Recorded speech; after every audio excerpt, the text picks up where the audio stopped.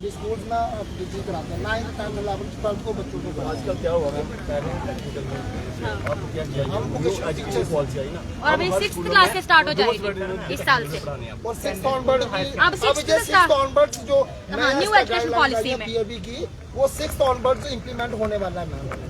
And we are ma'am हमारे यहाँ youth ने मल्टीनेशनल कंपनी से जॉब छोड़ी, इसलिए छोड़ी कि अपने JNK के यूथ को हम पढ़ाएंगे, इनको स्किल प्रोवाइड करेंगे और हम यूथ को पढ़ा रहे हैं, स्किल्स दे रहे हैं। तो अब हमारा यूथ यहाँ पे बैठा है, हम सड़कों पे बैठे हैं, तो हमारा यूथ हम जिनको हम पढ़ाते हैं वो जब देखेंगे कि हमारे जो टीचर्स हैं जो हमें पढ़ाते हैं वही रोड पे बैठेंगे तो वो क्या स्किल्स हमसे लेंगे। आपसे भी जानना चाहेंगे, आज आप इन बच्चों की सुध लेने के लिए आए हैं क्योंकि लगातार जम्मू में दुर्भाग्य है कि हर कोई प्रदर्शन पे बैठा, सुनवाई जो है वो किसी तरफ नहीं होती। आज आप इनसे मिलने आई हैं, क्या कुछ लगता है क्या इनकी सुनवाई हो जाएगी? जो वोकेशनल ट्रेनर्स हैं उनको भी अब धरने प्रदर्शन करने पड़ रहे हैं। जी हाँ, वोकेशनल ट्रेनर्स एसोसिएशन की तरफ से मुझे कांटेक्ट किया गया और मुझे बहुत बुरा लगा ये जानकर कि कई जो है दिनों से ये लोग धरने पे बैठे हैं, श्रीनगर हो चाहे जम्मू हो। और मैं यही कहना चाहूँगी हमारी जो LG एडमिनिस्ट्रेशन है जम्मू कश्मीर में कि इन लोगों की सुनवाई होनी चाहिए, इनकी हमारे युवाओं की आवाज़ को सुने जाना चाहिए। क्योंकि आप अगर कहते हैं कि हम युवाओं के लिए, युवाओं के भविष्य के लिए जो कर रहे हैं वो कर रहे हैं, हम जी युवाओं को आगे लेकर जाना चाहते हैं, तो फिर आज हमारे जो युवा हैं वो क्यों सड़कों पे हैं, वो क्यों जो है वो आप बीती अपनी सुना रहे हैं। और मीडिया की मैं इसमें दाद देती हूँ क्योंकि एक मीडिया ही ऐसा माध्यम है जिसकी वजह से जो है ये लोग अपनी आवाज़ को उठा पा रहे हैं। वरना अगर आप देखें एडमिनिस्ट्रेशन तो इनकी बात सुन के राजी नहीं है। इसीलिए हम कहते हैं कि किसी भी लोकतांत्रिक देश में जो है वो जो सरकार चुनी जाती है उसकी यही इम्पोर्टेंस होती है क्योंकि उनके अपने प्रतिनिधि होते हैं जो उनकी आवाज़ को सुनते हैं।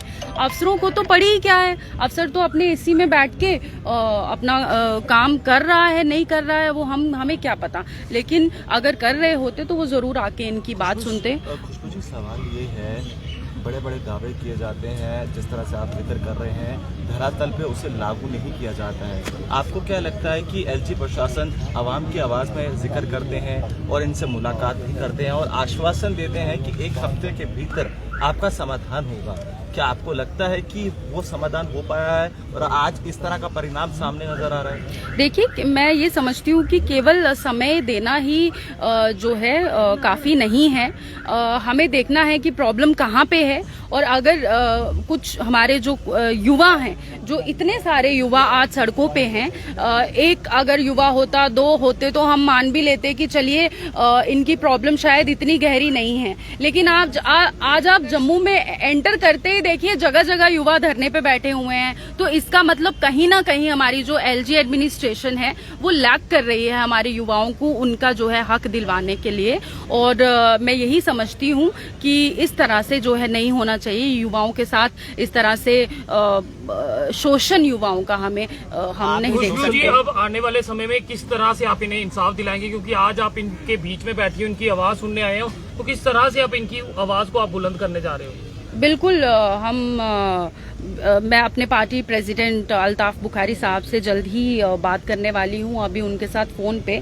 और मैं चाहूंगी कि हमारे जो जम्मू के एसोसिएशन के जो इनके प्रेसिडेंट हैं उनकी भी मैं बात कराऊंगी और हम इनकी आवाज़ को जो है वो जो गूंगी बहरी सरकार LG एडमिनिस्ट्रेशन है जो बहरी हो चुकी है, उनके हम कान खोल के उसमें ये आवाज़ डालेंगे कि भाई हमारे बच्चे जो है, हमारे युवा जो है, हमारा यूथ सड़कों पे है, उनकी कृपया आवाज सुनिए।